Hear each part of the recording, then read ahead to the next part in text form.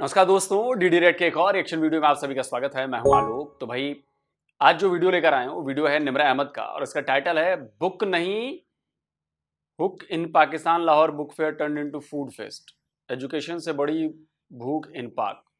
अच्छा जी, चलिए देखते हैं, लेट्स सी।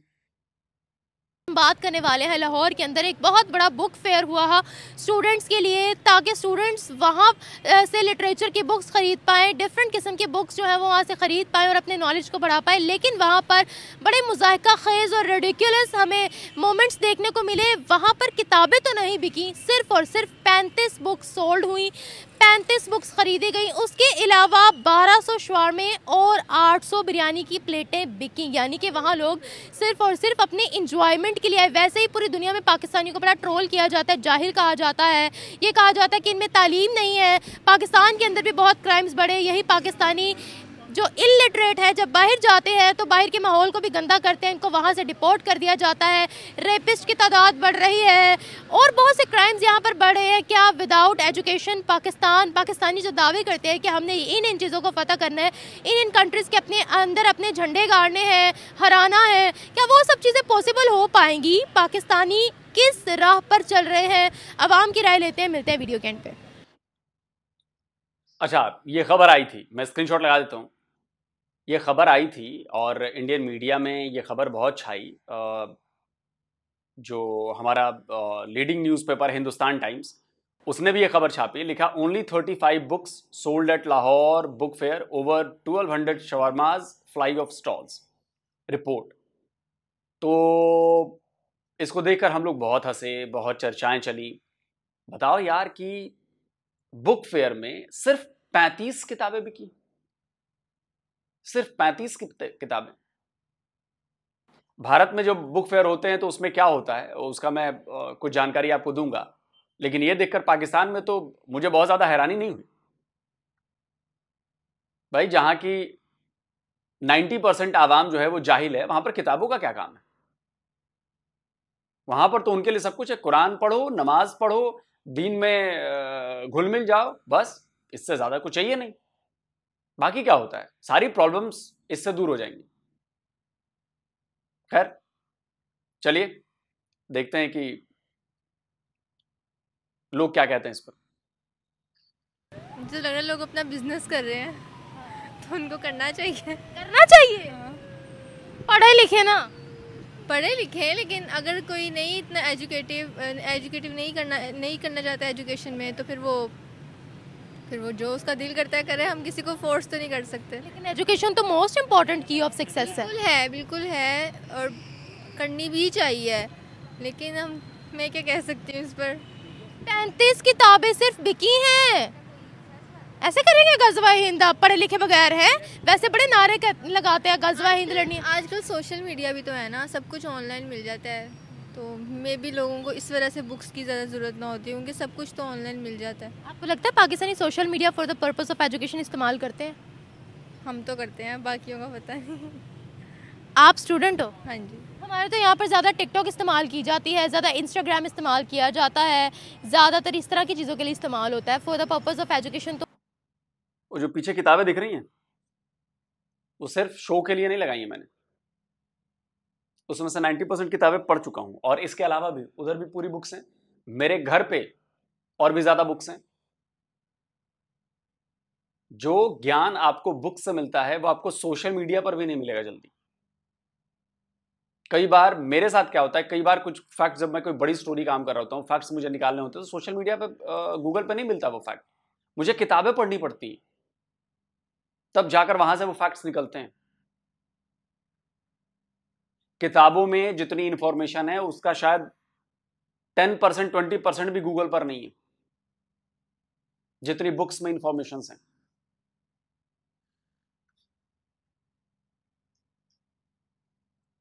एजुकेशन तो होता ही नहीं है, ऐसा क्यों है? पता नहीं पता? क्या बात है, क्यों नहीं पता? पहले मुझे ये बताओ।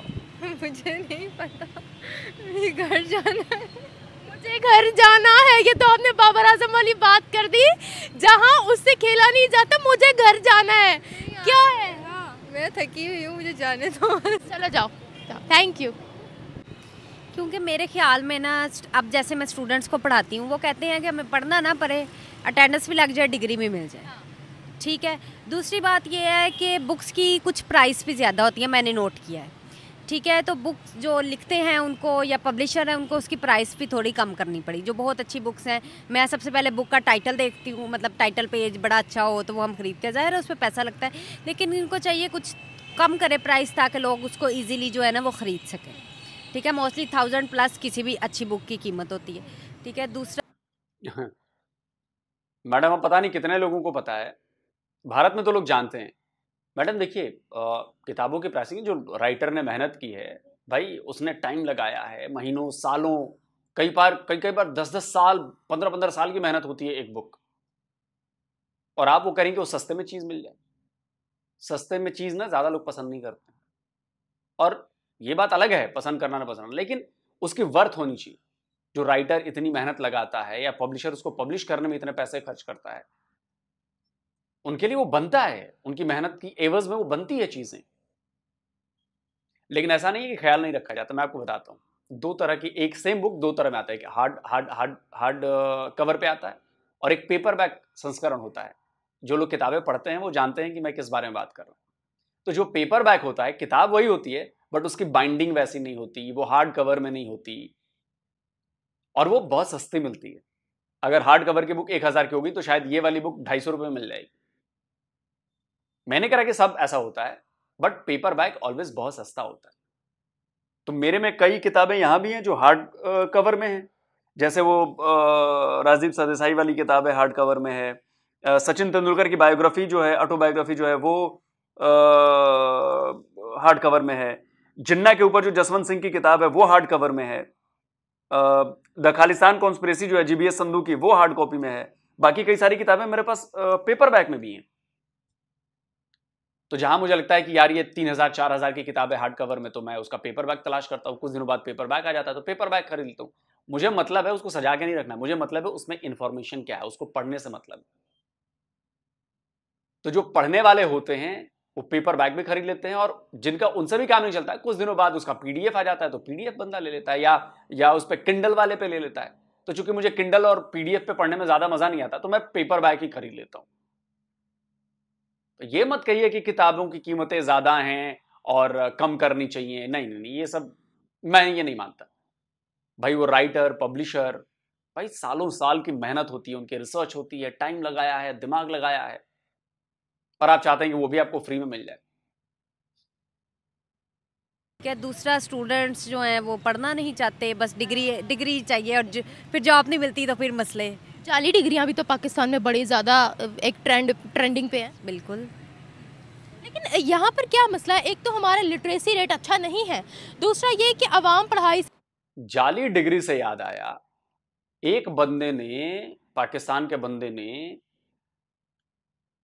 जाली यूनिवर्सिटी बना डाली, सब कुछ वेबसाइट बना दिया, ये बना दिया, प्रोफेसर, टीचर्स हायर किए, एक्टर्स थे वो। स्क्रीनशॉट लगा रहा हूं, पढ़ते रहिएगा, कभी जाकर इस खबर को पढ़िएगा, मजा आ जाएगा आपको इस खबर को पढ़ने में, कि 2 नंबरी करने में पाकिस्तानी किस हद तक दिमाग लगाते हैं। उतना दिमाग अगर उन्होंने इनोवेशन में लगा लिया होता, पढ़ने में लगा लिया होता, तो शायद आज कुछ कर गए होते। तो उस बंदे ने एक फर्जी यूनिवर्सिटी बनाई, फर्जी अफिलिएशन दिखाई, फर्जी प्रोफेसर्स, फर्जी लेक्चरर्स, टीचर्स, सब एक्टर ऑनलाइन क्लासेस करा रहे हैं, और लाखों करोड़ों अरबों का उन्होंने घोटाला किया, स्कैम किया। उनकी डिग्री कहीं मान्य नहीं, बाद में पकड़े गए। तो ये करते हैं पाकिस्तानी। पढ़ाई से इतना ज्यादा भागती है कि क्या ही कहा जाए। क्यों हम ऐसा क्यों करते हैं? मेरे ख्याल में ना सोशल मीडिया का यूज़ बहुत ज़्यादा हो गया है। लाइब्रेरीज़ या बुक्स लोग कम प्रेफर करते हैं बच्चे पढ़ना। वो कहते हैं हमें ई बुक दे दें। ठीक है, ई बुक मैं तो नहीं प्रेफर करूँगी, कि आपकी बुक पढ़ने की एक हैबिट ख़त्म हो जाती है।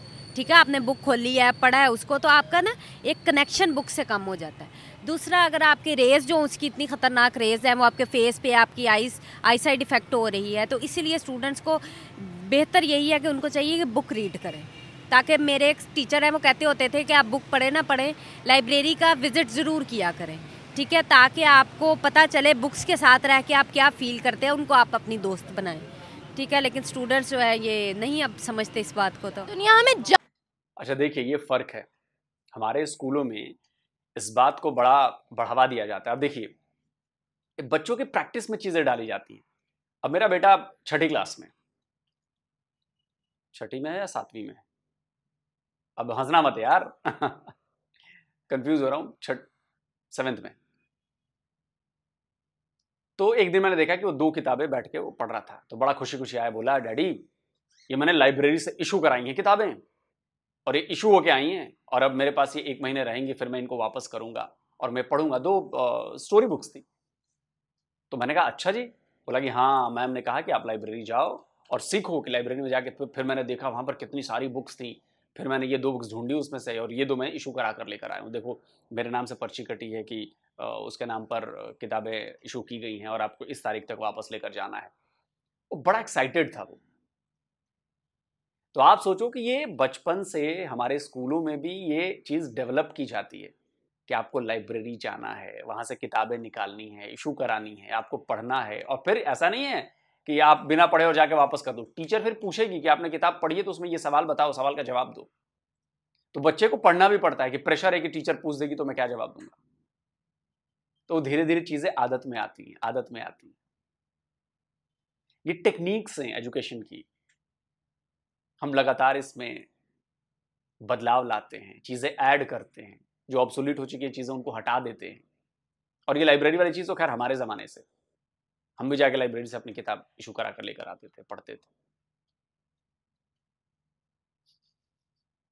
में जाहिल बोलती है।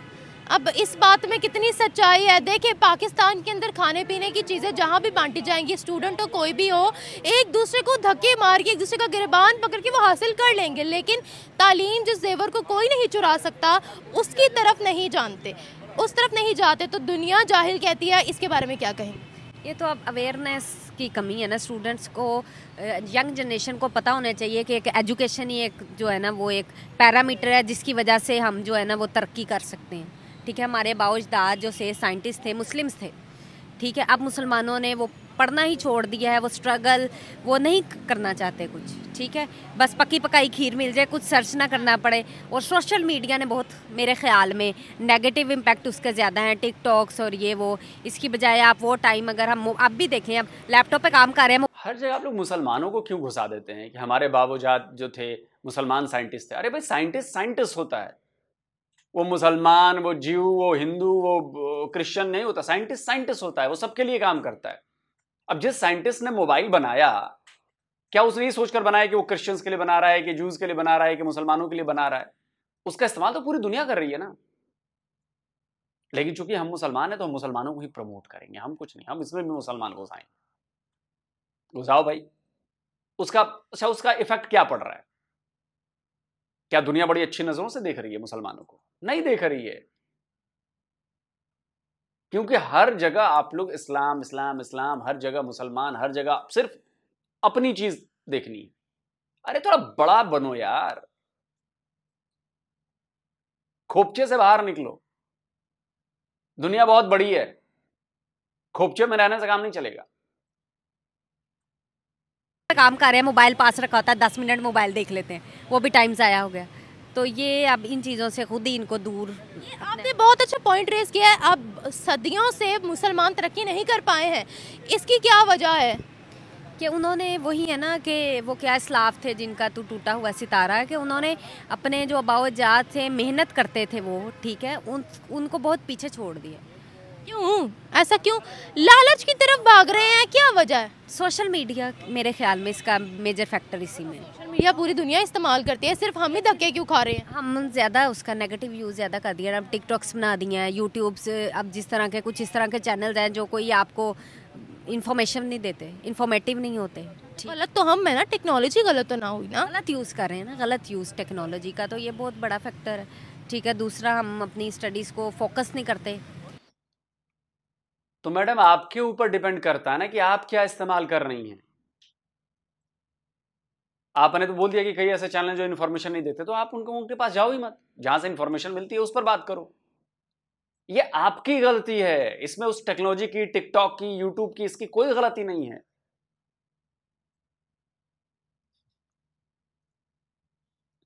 आपके घर में चावल पड़े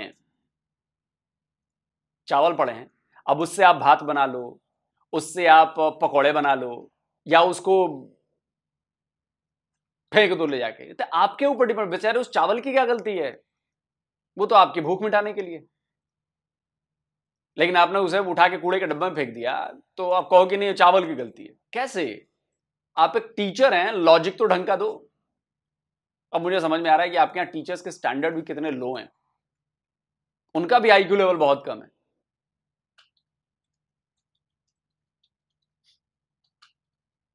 टेक्नोलॉजी गलत, यहां पर टेक्नोलॉजी की मदद से लोग इतनी पढ़ाई कर रहे हैं, इतनी इंफॉर्मेशन ले रहे हैं। मैं जीता जागता उदाहरण हूं। मैं मोबाइल पर पढ़ कर अपनी नॉलेज इतनी ज्यादा बढ़ा चुका हूं। जहां पर किताबें नहीं मिलती, किताबें हर जगह तो आप कैरी नहीं कर सकते। मैं घर पे जब होता हूं तो मैं वहां पे किताब पढ़ता हूं, यहां होता हूं तो यहां किताब पढ़ लेता हूं। लेकिन कहीं मैं ट्रैवल कर रहा हूं, मैं ट्रेन में हूं, मैं बस में हूं, वहां पर मैं हर जगह किताब लेके नहीं जा सकता। तो मोबाइल पे वहां पे इंफॉर्मेशन आती है, यूट्यूब चैनल्स देखता हूं, पढ़ता हूं, और मुझे तो बड़ा अच्छा लगता है कि क्या जबरदस्त चीज बनाई है। कहीं भी कोई भी इंफॉर्मेशन एक्सेस है, मैं फटाक से नॉलेज ले सकता हूं, मैं किसी की क्लास अटेंड कर सकता हूं। तो आपके ऊपर और मेरे ऊपर डिपेंड करता है कि हम इसका यूज कैसे कर रहे हैं। जैसे कि काफ़ी मैं भी बात कर रहा हूँ, आप भी बात कर रहे हो, तो हम किस चीज़ पे बात करते हैं? ये तो हमारे लिए अपॉर्चुनिटी है ना। अगर बुक्स पढ़ लेंगे तो स्कैम कौन करेगा? बुक्स पढ़ लेंगे तो 2 नंबरी कौन करेगा? बुक्स पढ़ लेंगे तो धोखा कौन देगा? बुक्स पढ़ लेंगे तो जिसको बोलते फिर तो हम इंसान बन जाएंगे। इंसान तो हम लोगों ने बनना नहीं है, वो तो हमारी, तो ये बहुत बड़ा अलमिया है। हम लोग बुक्स से, ये तो पाकिस्तान के अंदर जिसको बोलते हैं ना कि एक वो बनती जा रही है, जिसको बोलते हैं कि अब क्या बोलूँ उसको, मैं प्रॉपर वर्ड नहीं आ रहा मेरे पास, जिसको बोलते हैं कि जो इसके लिए सूट करे।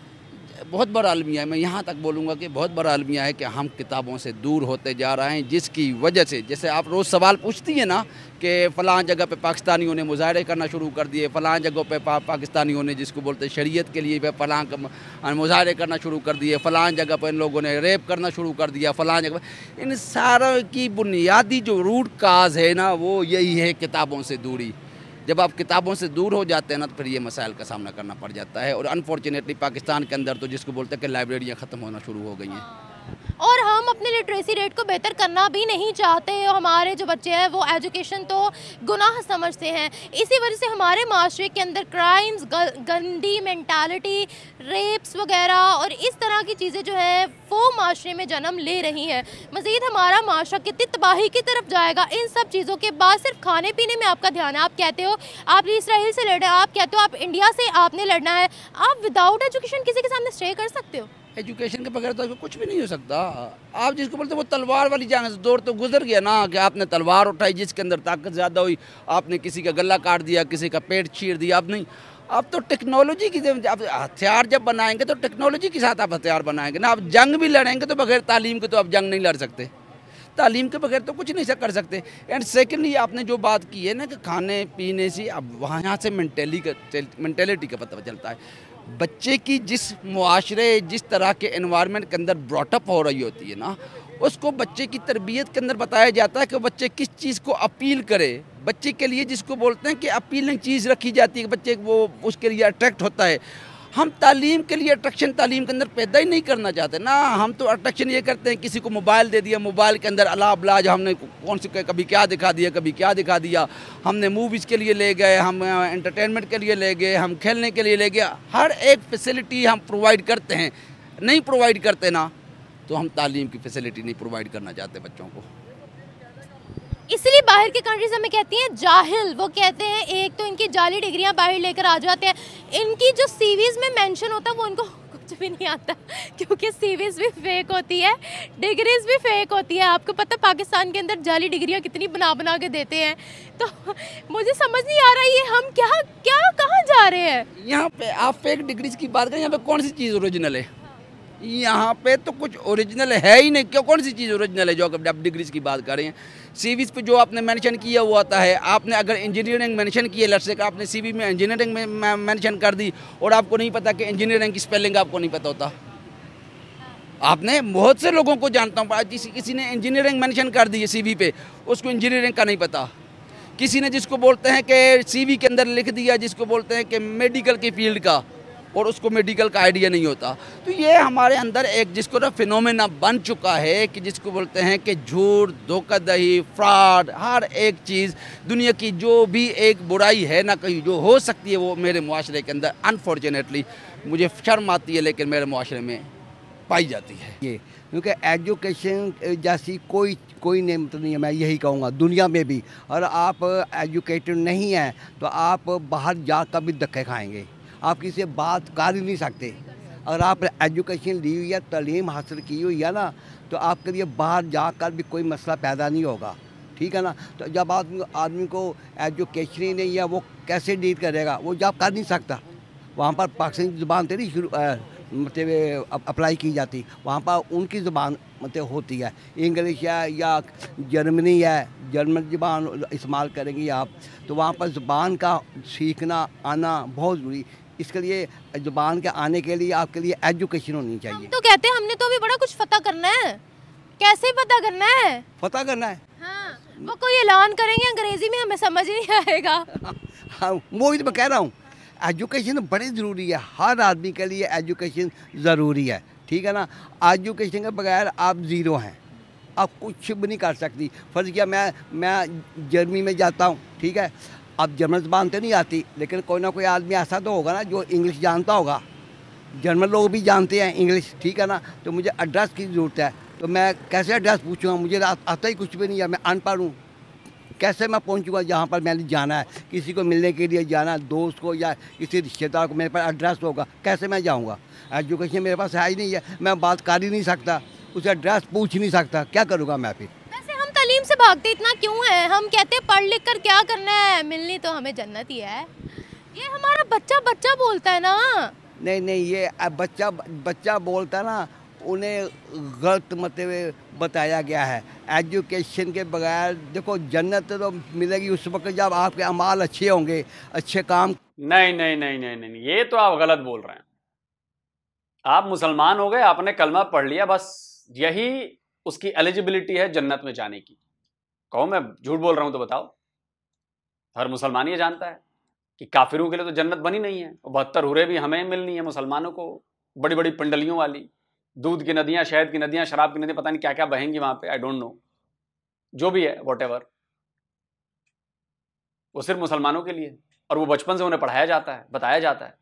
तो फिर वो काय बात का आपको टेंशन हो? आप ये झूठ बोला, आप तो ब्लास्फेमी कर रहे हो। आप तो, ये हर मुसलमान कहता है हमें तो जाना जन्नत में ही है, चाहे हम कुछ भी कर लें, हमें तो जन्नत मिलेगी। तो क्या झूठ बोलते हैं बेचारे, वो ठीक करते हैं वो। और पाकिस्तान के मुसलमानों के आप सारे लोग एकदम इस बात पे यकीन रखो, एकदम यकीन रखो, पढ़ने लिखने की जरूरत नहीं है। पढ़ भी लोगे तब भी जन्नत में जाओगे, नहीं पढ़ोगे तब भी जन्नत में जाओगे। तो पढ़ लिख कर इतनी मेहनत क्यों करनी है? काम करेंगे फिर जन्नत में जाएंगे, ऐसे तो जन्नत में नहीं जाएगा आदमी। लेकिन एजुकेशन हासिल करने से आपको पता चल जाता है कि कैसे किसी के साथ बिहेव करना है, कैसे बातचीत करनी है, हमारा इस्लाम क्या है, मज़हब क्या है। अगर मैंने किसी के साथ मेरी बहस हो जाए या बातचीत हो जाए, मुझे तो आता ही नहीं है, मज़हब का मतलब बिल्कुल नहीं आता, मैं बिल्कुल अनपढ़ हूँ, तो क्या मैं जवाब उसे दूँगा? इसलिए मज़हब का एजुकेशन का होना आपके लिए बड़ा ज़रूरी है। तो इससे जो कहते हैं ना जन्नत में चले जाएंगे, कैसे जाएंगे जन्नत में? जन्नत में जाएगा आदमी अच्छे माल के साथ। इनको डिस्क्रिप्शन नहीं, ये सब बेकार की बात है। ये जन्नत में तो हर मुसलमान जाएगा। अच्छा छोड़िए,